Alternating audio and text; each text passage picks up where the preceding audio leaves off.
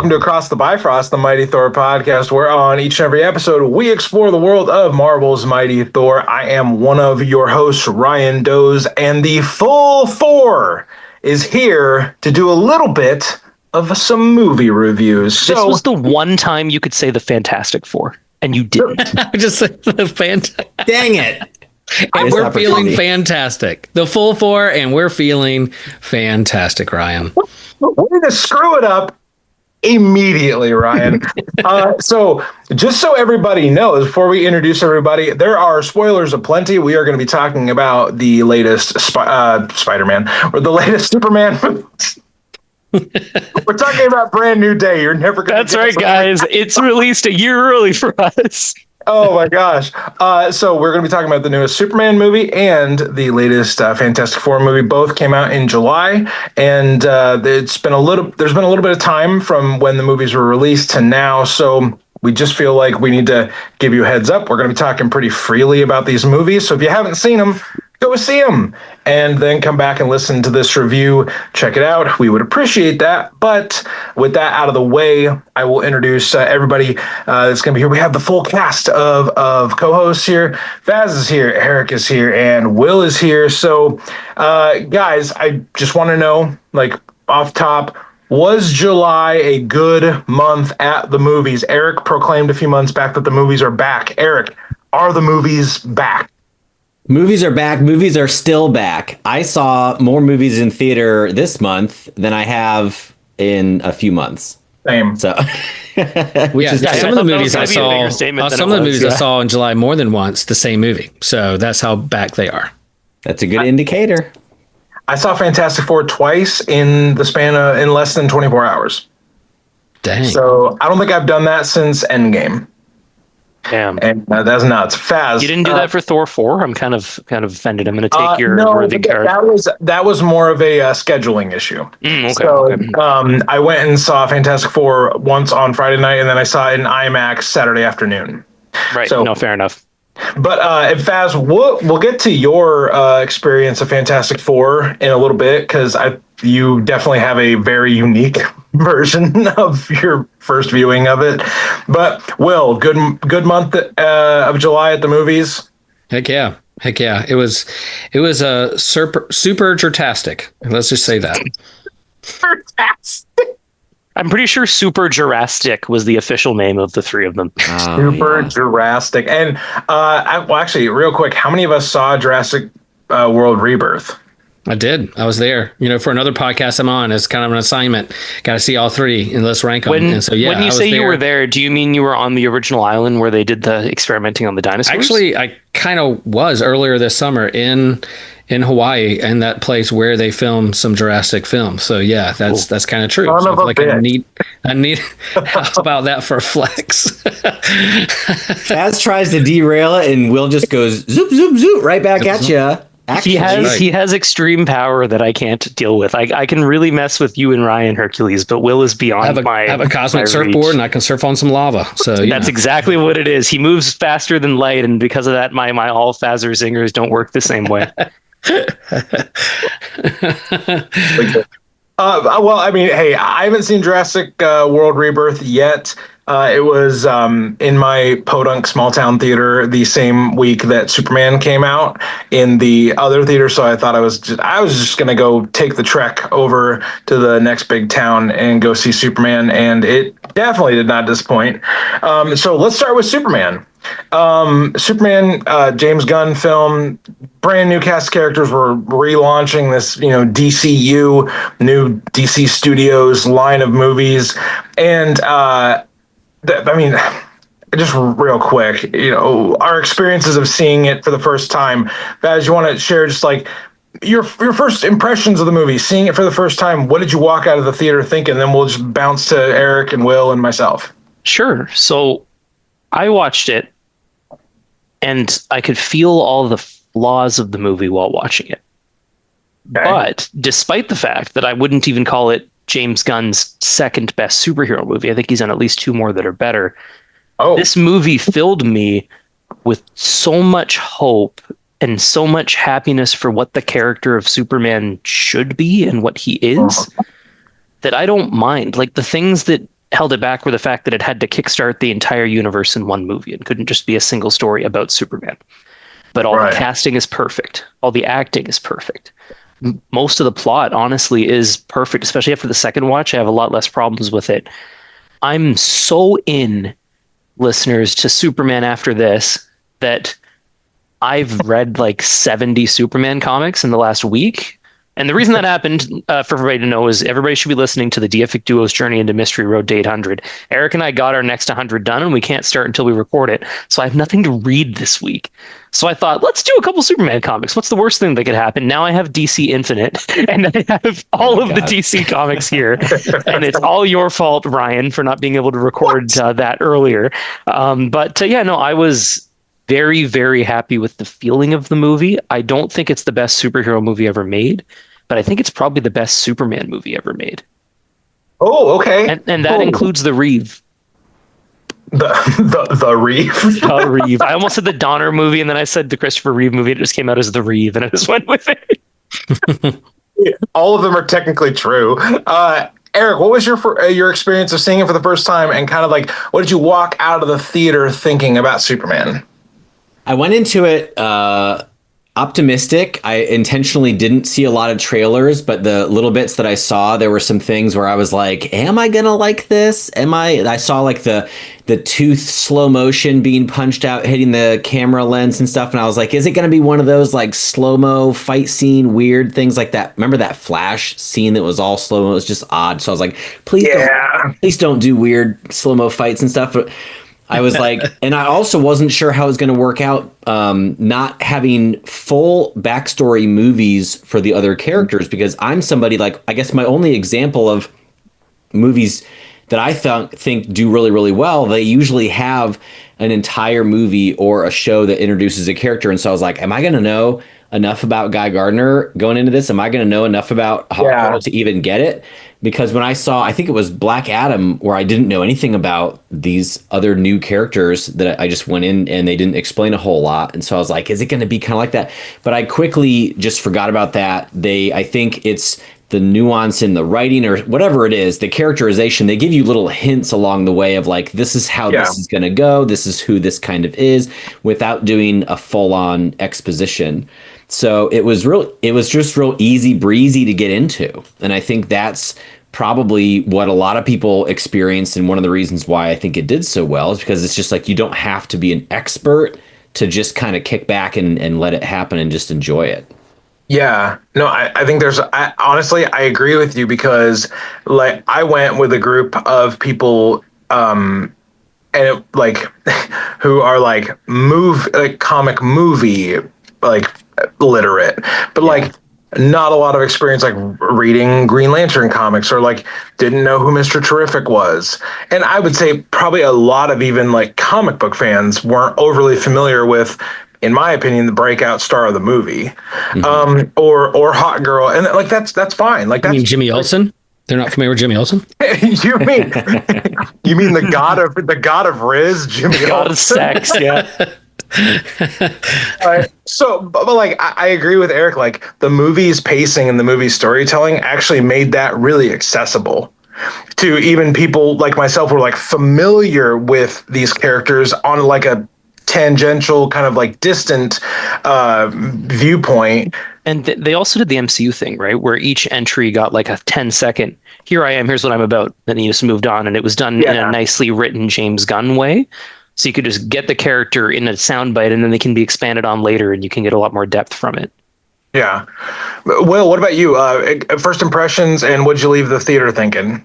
Yeah, I've shared in other places that when that first trailer dropped, that trailer wrecked me because of that dog looks like my dog who passed away not that long ago.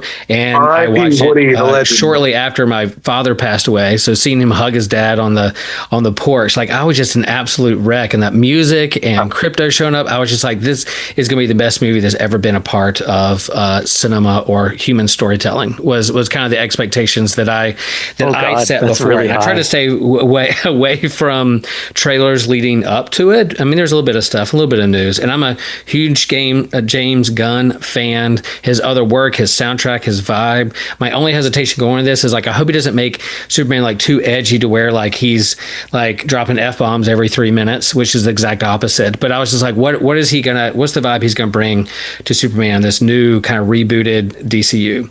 But from the get-go, what I loved was that you dropped us right into the middle of a world with no big origin stories. Hey folks, we've done 20 years of comic book movies. You don't over explain things. We don't need to do the origin story over again. You just plot me right into this world. You started with him defeated. Superman defeated, bold move, and then you got this dog, and then it's quippy, it's good, and you go right back into the action. I loved it. I think it's a fair reviewer of some comic book fan disappointment. They wanted more Superman and less Justice Gang, or it was very overstuffed. But it is a movie that is not embarrassed of its source material, not embarrassed that it's a comic book movie. It's what the world needs right now in terms of the message of hope and kindness being punk rock. Bad guys are chasing after the and wrong also things. that you shouldn't bulldoze an entire nation just because you're friends with the United States and get advanced weaponry. It's the other big message of this movie. Right. All right, Fox News. Let's back off a little bit. But you're right. Like that's exactly what we needed. Anything I'm CNN. Thank you very much. If you're offended or if those are some of the things that rub you the wrong way, then you need to look a hard look in the mirror and ask yourself why. So I loved every minute. My stress watching it was like, it was very, very good, very, very good. And like halfway through, it was like, don't screw this up in the third act. It was very, very good, very, very good. Please don't screw this up in the last 10 minutes. And then they didn't. It's a perfect movie. There's certain spots that lag or speed up, or maybe I could have had shorter parts of and expand other parts, sure, but by the time when I saw it the second time, I was able to relax and just enjoy the story and not stress watch it and go, they did a good job. Now I can just enjoy what they crafted here and created. It's so good. I loved every second of it. The first time I saw it, maybe cried 5 times, and then the second time I watched it, I was like, I'm not going to cry at all because I've already cried. I know what's going to happen. But that one time when she goes, you're turning yourself in? He's like, yeah, the dog. You're going for a dog? And he goes, yeah. And he's not even a good one, but he's probably scared and alone. I just started crying. I was like, yes. So the unexpected moment, I was like, yes, this is it. This is what I needed. And cast is perfect. How they characterized true to its source material was perfect. So I'm a fan. I'm a big fan of Superman. So Will actually, he kind of, I'm going to piggyback off that point as my like major thing I walked out of the theater with was it like capturing the emotion of a moment.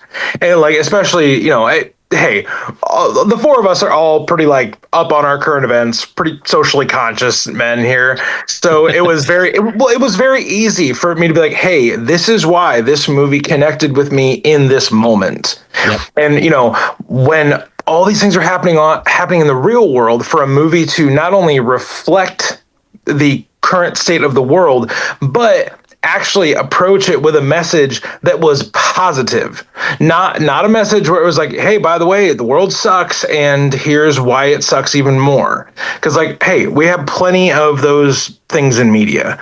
We have plenty of bits of media that only serve to point out the flaws in humanity's current state. I feel like Superman actually did something that most media is, I don't know, scared to do, or just like doesn't see the profit in it, which Superman is clearly debunked. Like speaking hope into a moment, entertaining, absolutely, making people laugh, absolutely, but giving this little ember of like hope for people that maybe aren't feeling as hopeful. And for those that already are, they're like further spurred on to be like, hey, what if I was punk rock in my real life?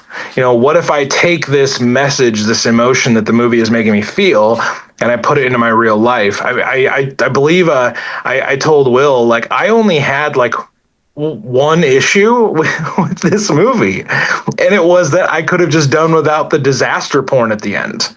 Like I just could have done without like Metropolis being destroyed again. Yeah. And it's only because I see that look you're giving me, Fazio. And I'm like, it was only because I think so often superhero movies are really, really great in their first and second acts, setting up the climax. And then it just becomes a huge, kind of big, destructive fight at the end. But it wasn't a huge destructive fight, though. He just saved a few people and then he went and did his like pretty individualized fight afterwards. But where is that fight happening, Faz? In a football field or a baseball diamond. No, at the climax of the movie, Metropolis is literally being ripped in half. Yeah, but the people are gone. They've all been evacuated. But I'm saying like Metropolis is still like it's being destroyed. We're just bashing into buildings. They put it back together almost perfectly. Come on now.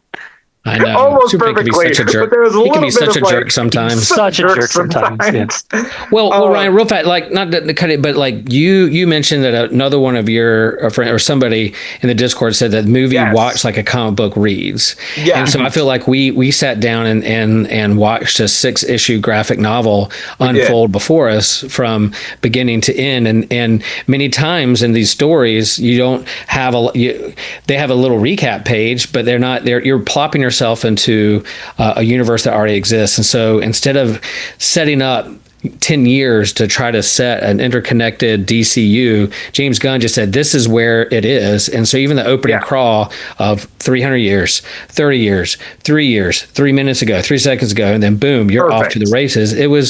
That was very refreshing to me. And knowing that like a lot of executives are kind of like, how is this going to, land with the non-geeks, non-nerds and the non-comic? We want to make this grounded for everyone to be able to enjoy. And they're like, nope, this kind of comic book movie, let's just lean into the source material and let it play out on screen with the message of humanity and what we need to hear right now in terms of what are you going to do if you have power and privilege? How are you going to use it? Are you going to be Lex? Or are you going to be Supes? What are you going to be? And that Guy was Gardner. refreshing. Yep.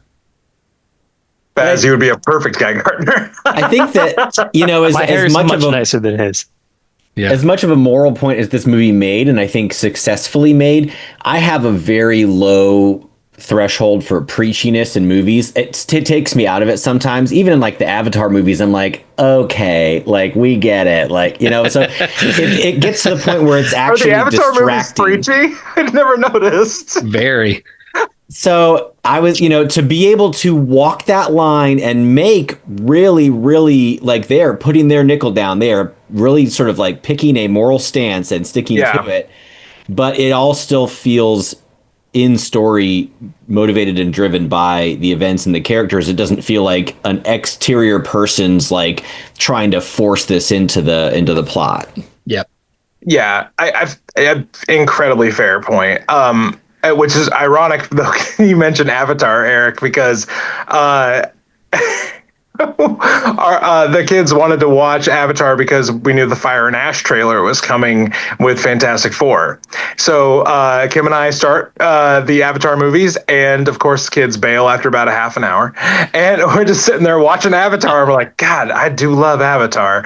And then we watched Way of Water, and I was like, I do love Avatar, Way of Water. And then that Fire and Ash trailer hit, and I was like, Jesus Christ, I am going to love this. But I agree. When filmmakers and studios like want to make a point, like sometimes they can overdo it. What was so great about what Gunn did was I don't actually feel like he overdid it.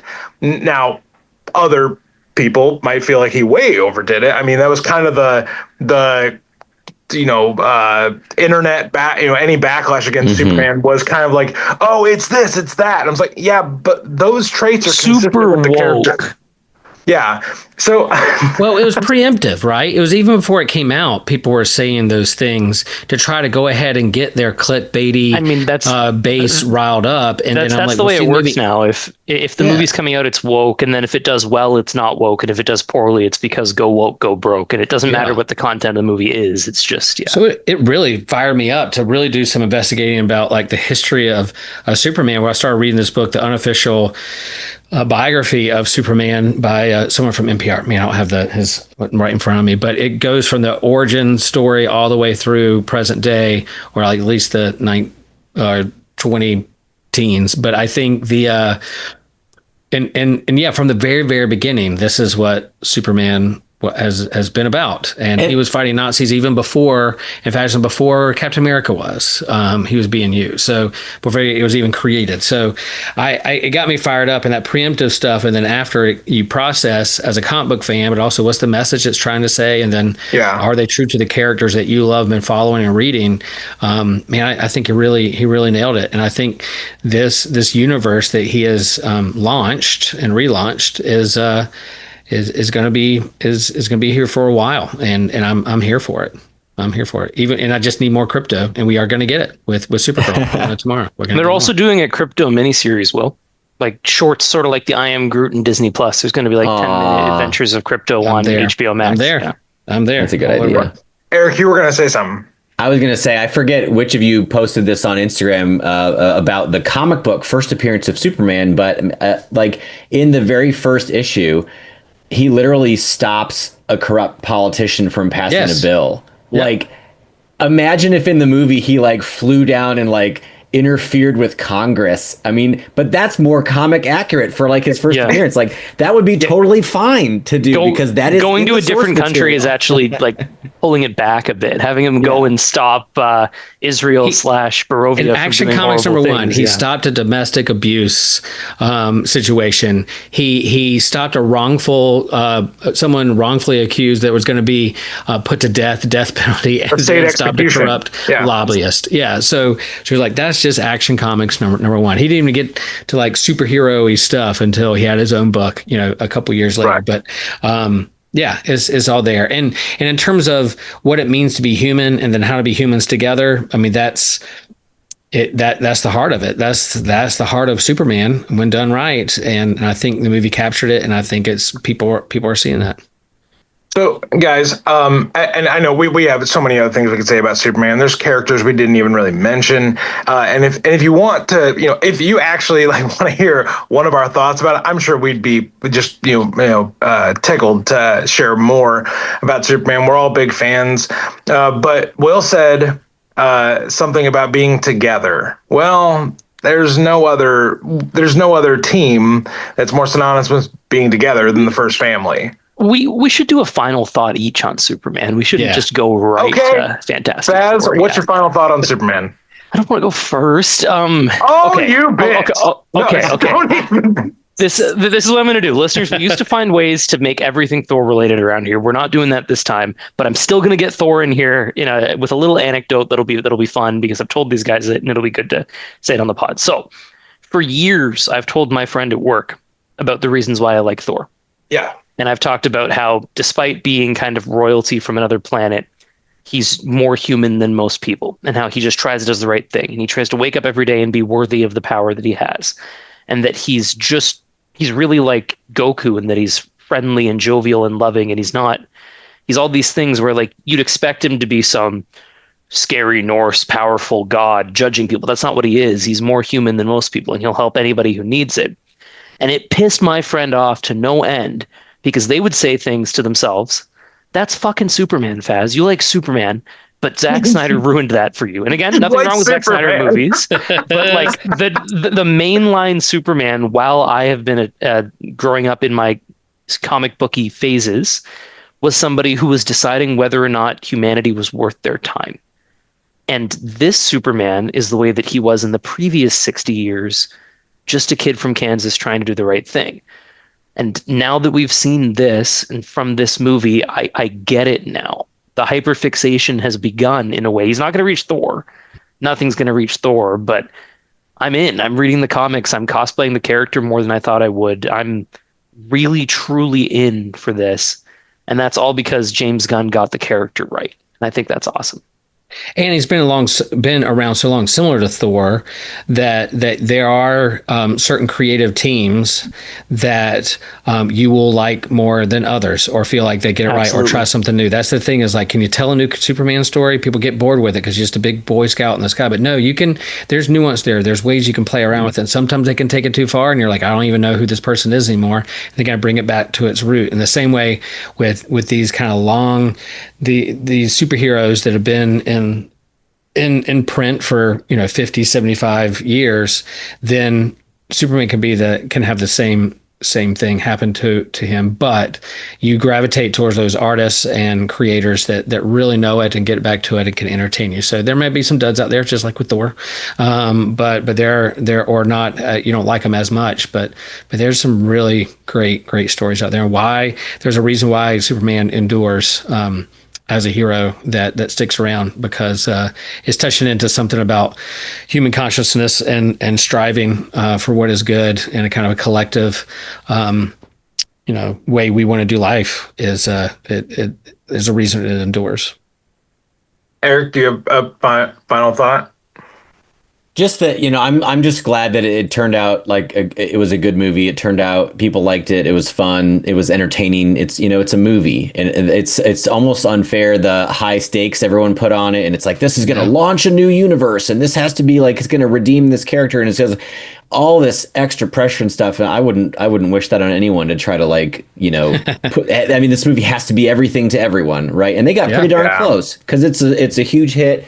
A lot of people love it for all kinds of different reasons, and right. I can totally relate to like stress watching. It's like you're sitting there hoping like, don't screw up. It's such a good job. Good. Please stick the landing. Yeah. And now I want to get back to movies that we can just enjoy. And it's not about whether or not it was profitable, whether or not it broke a record or not. Like let's just have fun and watch movies.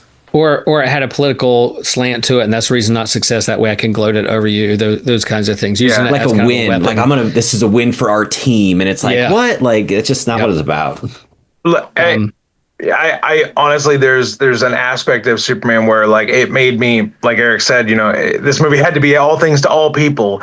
And like, for me as a moviegoer that, just loves movies in general, but especially has a connection to superhero media, just like, this checked all the boxes. Like I laughed, I cried, I was cheering for Superman the whole time. It checked all those boxes. The one I haven't really dabbled into a lot of reviews of the movie because I honestly don't really care what other people think about it, except for you guys and people I know offended, but whatever. I said you guys. Also, I'm so sorry for calling you a bitch earlier. But like people that I know are interacting. They're interacting with the film in good faith. And that is the thing I really appreciate, because to go see this movie and be like, oh, it was just a piece of woke garbage. It's like, okay, I think you interacted with the movie in bad faith. Yeah. So like it's hard to take those kind of opinions seriously. Seems like anybody who gave it a fair shake, like even Snyder fans that aren't Snyder bros, are this was really good. I enjoyed this. Like I might still prefer my Snyder one, but I really liked this. Right. Well, the two things I heard from another review that I'm forgetting what the show was, but it said the improper view of Superman is that he is a cop like Batman who's trying to stop crime. Superman is not a cop. Superman is a firefighter.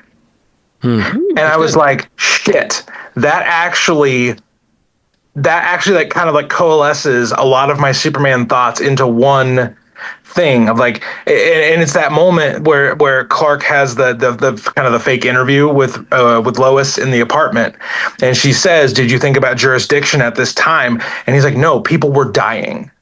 Like it really like it summed up Clark's entire like his upbringing, his motive in one little statement. Like he is for the preservation of life. And I think the firefighter thing just made complete sense to me. And I was like, oh my God, this is why I love this character. Yeah, even squirrels. Yeah, and for me, especially like squirrels. The thing in terms of like plopping into the middle of this universe, I liked it that it started with a defeat.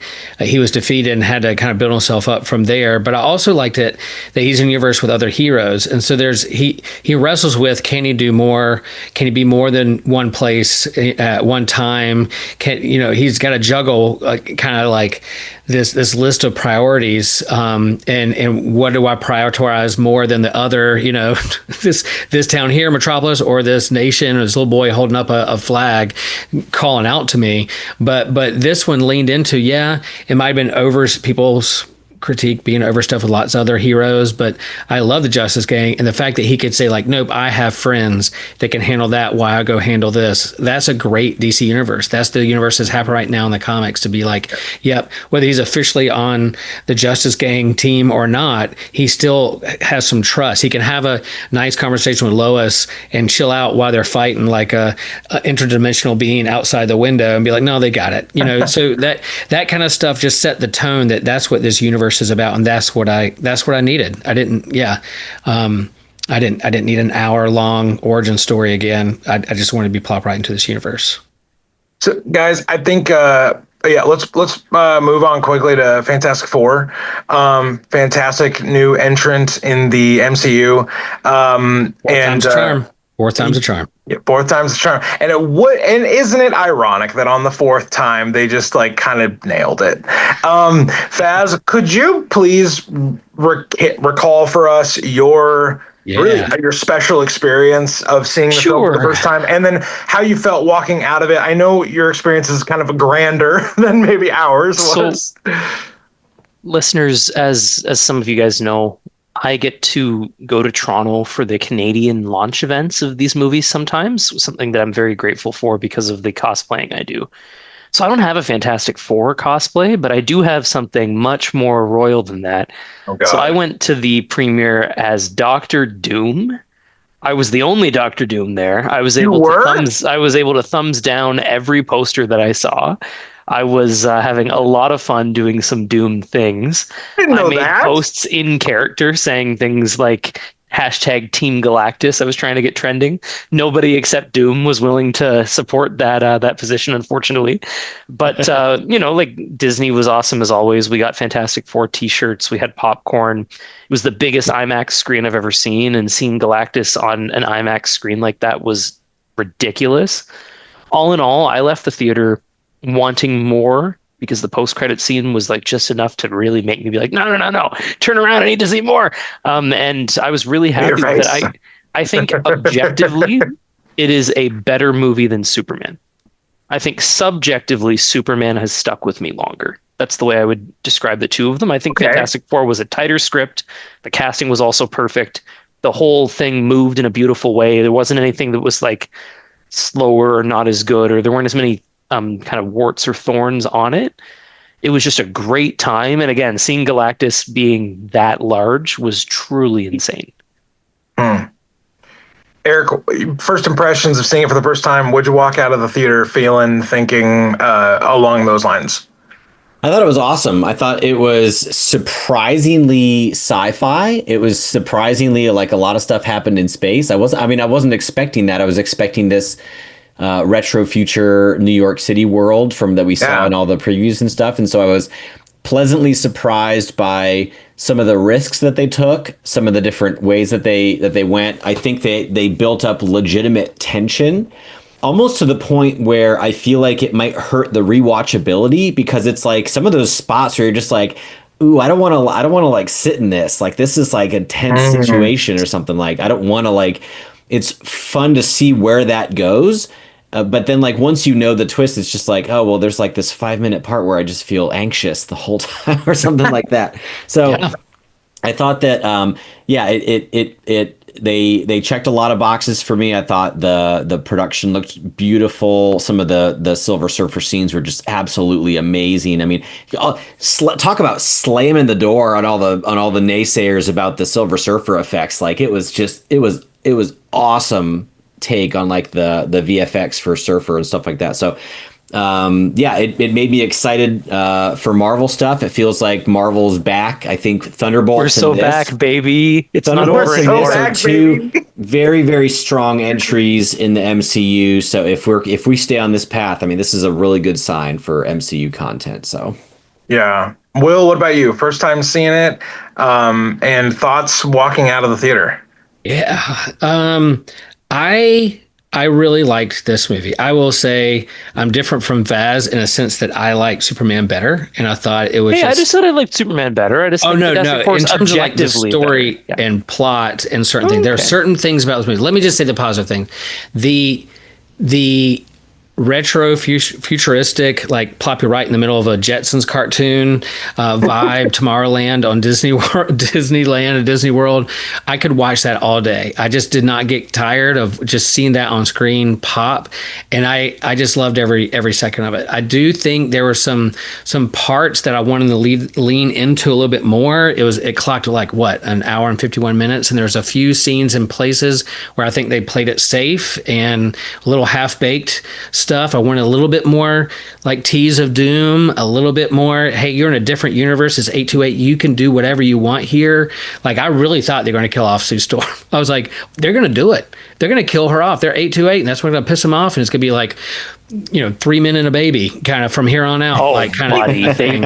And how many times did they use the phrase magic baby in this script? There is no way that Sue was ever going to be her. As the resident kind of lifelong surfer, I will say she was rad. I thought the way she flowed on screen is like, this looks like someone's really surfing. I did think she grabbed her surfboard rail one too many times. You don't need to do that every turn.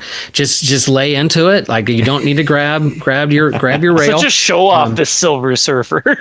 That's right. You're just showing off. This isn't the X Games. You're not earning points. You're not trying to get a 20-point ride. You just want to grab rail, don't you? Yeah, grab rail. But I sound like Johnny Storm right now. Yeah, Johnny Storm. I think they had all the characters right. The casting was great, but I wanted to lean them a little bit more into certain things. I could have used an extra 20 minutes of screen time in some of the characters. Fantastic Four is known as what? They bring the scientific method to a gunfight, and so they did that. That's what they do in comics, and they did that here. Even though they have some superpowers, they bring a scientific method to a kaiju fight, and I thought they nailed that. I wanted to see, how it tied into the rest of the MCU and how they get them to our world. It didn't end the way I thought it was getting into my head of them like coming to our world. I was a little disappointed that. Again, that's my fault because I'm writing the movie for them in my head going in. But I wanted a little bit more doom. I wanted a little bit more tease. The end credit scene didn't land as hard for me because it was too quick, or there wasn't tension built, and then Hannah was like, "What? Who was that? What was going on?" And so it's a no homework movie except for that scene. Apparently the reason they did it that way is because a lot of the general audience doesn't realize who Doctor Doom is, like who's been cast to do it, and that it's going to be confusing for them. But doing it in a whole movie, they will understand what's going on. Yeah. Whereas doing it in a post-credit scene, they'll be like, "What the hell? That's not him. He's Iron Man. What are we doing here?" He's Iron Man. And it was a head fake. It was a little bit of a head fake of like, maybe Galactus is going to destroy this world, which is why that rocket at the end of Thunderbolts is coming to us. But now I'm like, well, it's not. It's Doctor Doom with Magic Baby, and they got to chase him to our world. Yeah, Magic Baby. It's just them two on that ship, and they got to go find a way to chase him down. So, but overall, I really loved it. I probably will go see this again at some point in the near future. I was a little late seeing it because of some other commitments. I was didn't see it opening night. I had to wait a little while, but I do want to go sit down and watch again after I've seen it and know what it's going to do and really watch it, kind of not stress watch it like I did with Superman and do that. So just for me real quick, I had said in our pregame that what was the point for Faz? Don't forget Eric too. I want to hear what he thinks. No, I didn't I already ask? Yeah, did we do Eric? Oh, yeah. Did I get offended by Will not liking Fantastic Four? Did you zone out my whole thing? No, I didn't. Just Will saying he had problems with it like hit me like a ton of bricks, and I completely lost it for a couple minutes. Take a pause. Go get a snack. I think you just blacked out a little bit. I'm slowly breathing. I'm slowly breathing, guys. Take a sip of your Guinness. Take a sip of your deep breath. No, the Guinness is gone. I'm not going anywhere. I'm not going anywhere. That's the problem. Maybe the Guinness is gone is the problem. Maybe I would say, Will, he doesn't need more alcohol. I do. Okay, Faz disagrees. My first experience was I knew I was already going to go see this twice within 24 hours. I was going to go see it once with my wife and our kids and my wife's siblings. This was one of the first Marvel movies that I just said, like, hey, kids, we're going to this. Like, I wanted them to see this movie, and I didn't know really why, because I wasn't sure of all the themes that were going to show up, but I thought they would have fun with it. And they did, but like a 2-hour movie where like my kids are used to like getting up and walking around and stuff. My son had to go to the bathroom multiple times. It's also because I was action low, right? This one compared to some other Marvel movies. Yeah, but my daughter, I already shared it with the guys, but my daughter, I asked her after the movie, I said, "What'd you like about it?" And she was like, "Well, I liked the baby," and I was like, "Okay, cool." But then she's like, "But I did not look when the lady was giving birth to the baby because I didn't want to see her private parts," and I was like, "Well." It's a Marvel movie, so the chances of that happening were pretty low. That would be a choice. Wow. Okay, Faz. But The Miracle of Childbirth in IMAX. Surprise. It's as big as Galactus. On an IMAX screen. But then my daughter also said, I said, "Who's your favorite character?" And she's like, the fire guy. But it's not because I think he's cute. And I was like, okay, so it is because you think he's cute. Cool. So I wanted the kids to experience this movie, and it was awesome. There were definite times where I agree with Will. I actually did think there was a legitimate chance they could have done something with Sue or Johnny at the end, where Johnny kind of like makes the sacrifice play. But I see that head shake, Faz. It's your first Marvel movie. I'm shocked.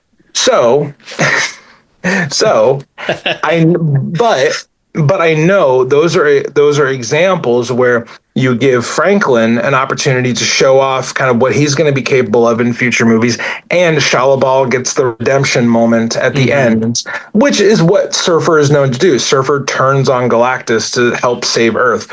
It's, in Marvel Comics, tale as old as time. So I thought for myself, maybe I'm a little bit of a rube. Totally fine being a rube, but there was actual like tension for me, and I enjoyed that. The two main things I walked out of thinking was there's never going to be enough Ben Grimm in a Fantastic Four movie for me. And there wasn't. I wanted more Ben so badly. And Faz made a good point after I had seen it for the first time. Faz said to quote the philosopher Christopher Fazio, he said, at certain points in the movie, I thought, oh, this is a Reed movie. Oh, no, this is a Sue movie. Oh, wait, but it's a Johnny movie. Oh, it's a Silver Surfer movie. And I think that was actually the beauty of the movie, is that it didn't rest solely on one person's shoulders. But I would say, and it's probably because I'm just a fanboy of the character, Ben, of the four of them, Ben was easily the least developed. And that's fine. Mm-hmm. That's totally fine, because Franklin was actually the whole point of the movie. So the second thing was the actual theme of the movie that really stuck with me the most was Reed's struggle with fatherhood. So like being a dad myself, like that was the thing that I think Pedro killed it, because Reed is not supposed to be this overly emotive, sympathetic character. He's supposed to be the kind of callous, straight, level-headed. He's trying to solve the problem. I feel like Reed in this movie handled fatherhood and being introduced to fatherhood like Reed Richards would. Mm-hmm. And that was honestly, and I know this might sound cliche or dumb, but like I felt as a father seen in that portrayal of the character. And it was the first time I have interacted with Reed as a character in movies or comics and said, oh my gosh, I think I relate with Reed Richards. Nice. So because it wasn't written by Hickman, eh? Stop. This is not the time nor the place. This is exactly the time. It is Fantastic Four movie. We're ever going to talk about other time will there be, Ryan? This is the day. When are we going to do that during the Secret Wars review? There's going to be no time for that. Thing. I would need to have read more Hickman, and we all know that's not happening. I mean, currently, because I'm not enlightened enough to do it. Look, it's okay. Really Eric, Will, and I will do a Hickman episode because we like Hickman. Ooh, Fantastic Four Hickman would be great. For the record, I didn't say I wouldn't do Hickman. I'll tie you up to the goat boat. It'll be fine. You can be here. What is it with you in bondage, man? Go to therapy. I don't need therapy. I just need to tie you up. It'll be great. Jesus Christ. Anyway, the thing that stuck with me the most was Reed, and that was crazy to say. Like, I thought the space scenes were epic. Like, That was great. The fight with Surfer in the black hole, like that was awesome. Just from a cinematic, like seeing it on IMAX the next day, it was awesome. And I'm just gonna get this in here, and then I'll leave it alone. Vanessa Kirby, and that's it. Someone else can go now. No, I'll chime in and say that, like, I was on the way to the movie. Hannah and her friend were like, all right, we know this is a Marvel movie. What do we need to know going to this? We know nothing about it. I was like, well, I'm hoping that you don't need much, but let's just say that this is the comic and the heroes that kicked off the Marvel Universe with Stan Lee and Jack Kirby. And then the reveal at the end of the 828 and why it's 828 is just a tear. That was great. Tear coming out of my eye. But I think, what I share with Hannah afterward, I was like, when they first introduced this, Sue was the woman who was powers to turn invisible. And in the 60s, she just, of course, she's just a woman who can turn invisible, but eventually becomes, as I've said in other things, I think she's one of the most powerful superhumans there are in the Marvel Universe because of what she can do with force fields and cutting off air supplies and creating aneurysms. She could really, F somebody up. And so at the end, when she's the one who's literally pushing Galactus back, I loved it that they made her one of the most powerful of the four. Yeah. And I love that aspect of it. I was like, we're going to front and center her and motherhood, and that paralleled with Silver Surfer and her kind of reasoning behind those things. I really like those moves. And as fast, it's not that I don't like it. I wanted 30 extra minutes. I wanted 30 extra minutes. I think both movies could have used 30 extra minutes, but they both need to be box office successes, and a 2-hour movie is going to guarantee that, whereas 2.5 is a risk. Now, the official prequel comic does have Sue doing the cut off the air supply move. So that's canon. Yep. I mean, that's the official prequel. So that's part of the story. Well, and Vanessa Kirby kept talking about how much she loved that line, right? And she loved the malice versions of the character. It's just so crazy. I think it's so funny. Like, I don't know if you guys saw, they all played Marvel Rivals. And I did not see when they played, you did not see. Listeners, check out our pregame, and the reason for me saying that will become clear. So anyway, backing up. So they did that, and they showed the Malice costume, and the three guys were like, what the fuck am I looking at? And Vanessa was like, yes, that's what I'm wearing in the sequel. Let's go. Wearing in the sequel.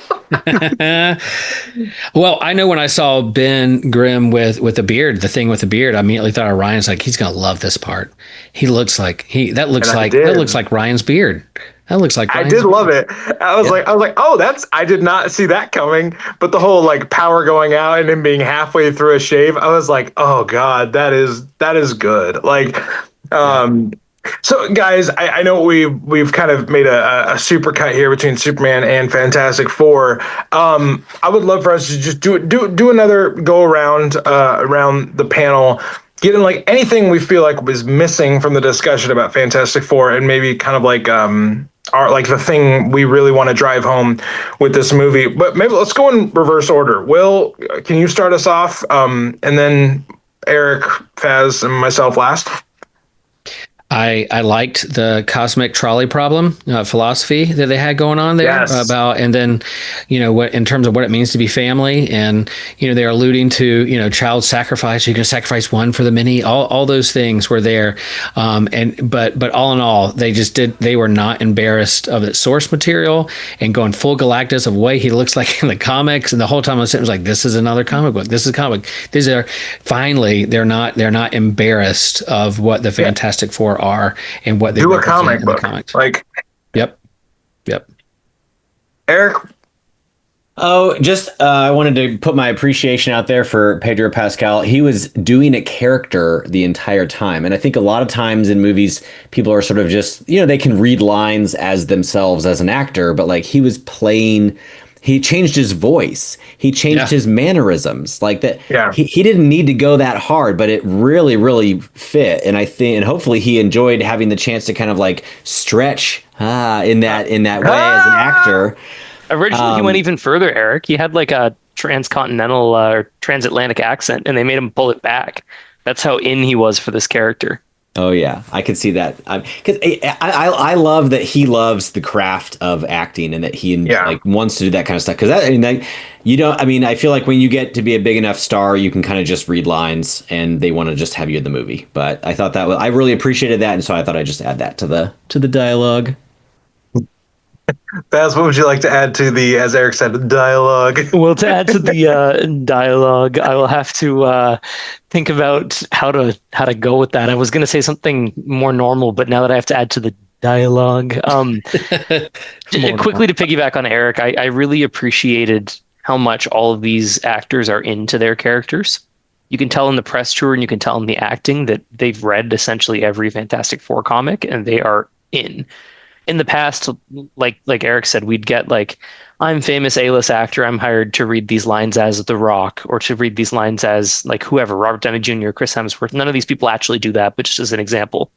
These ones were like, no, you're playing these characters. Like your accents are all going to change. Yeah. You're going to have different mannerisms, going to have different actions, and you're going to need to roll with it. I love Matt Shakman, the director. Yeah. He did WandaVision and he did this. He is perfect for a period piece.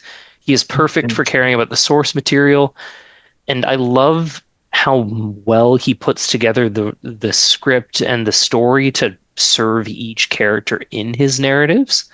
And I really hope that if further Fantastic Four movies are told, that he gets to do them and that they keep the Giacchino score and don't change the thing every movie like they used to, because it was fucking amazing.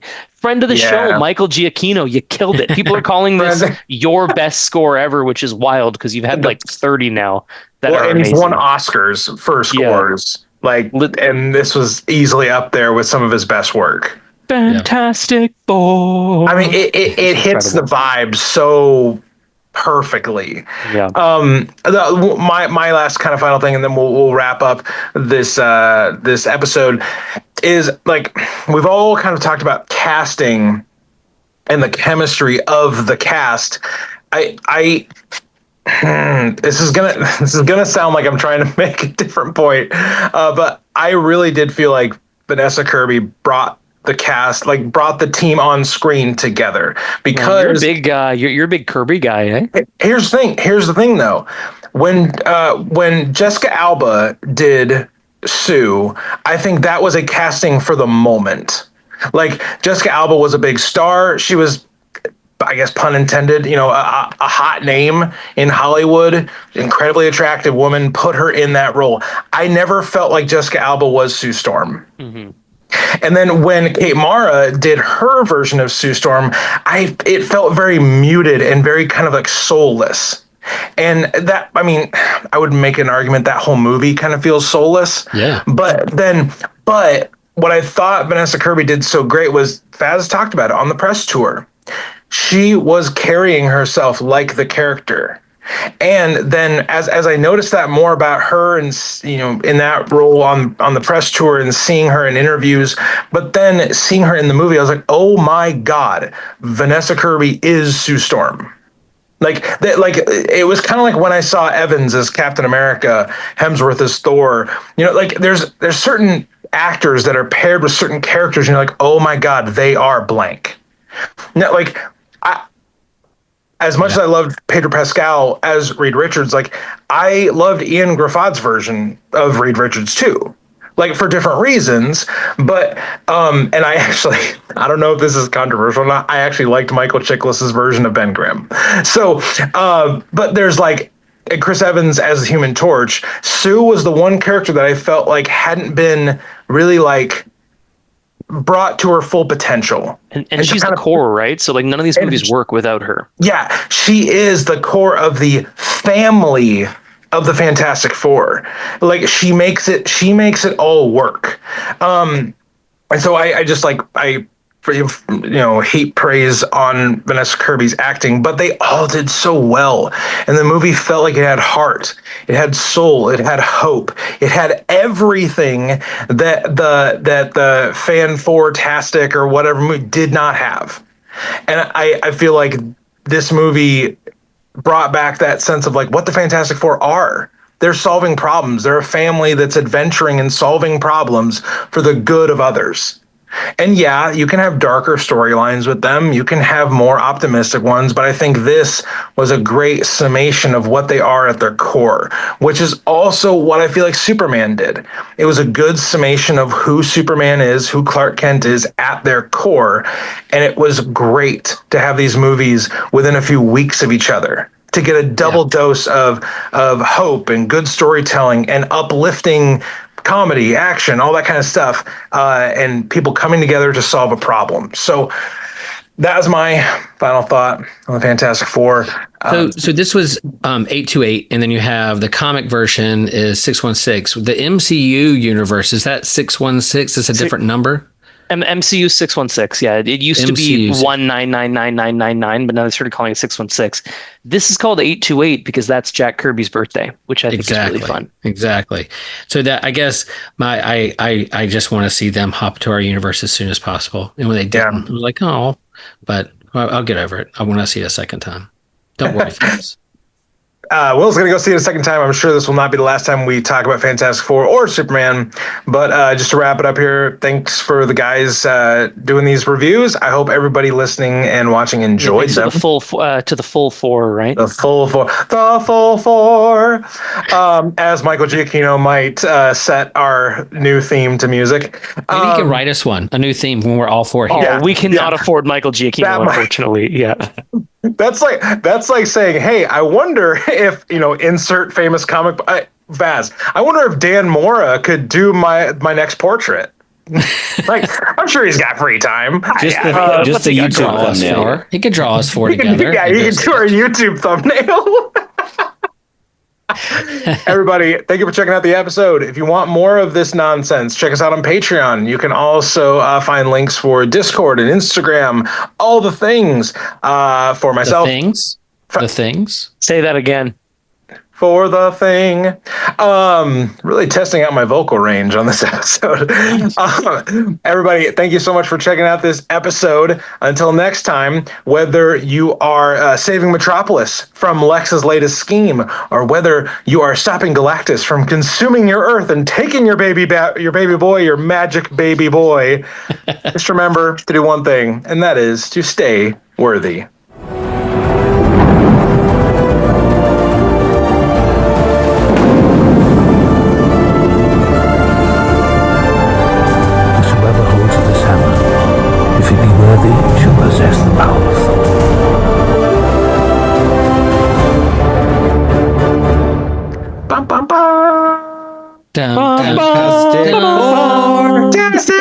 We really should have planned that. That is the Across the Bifrost Choir, everybody.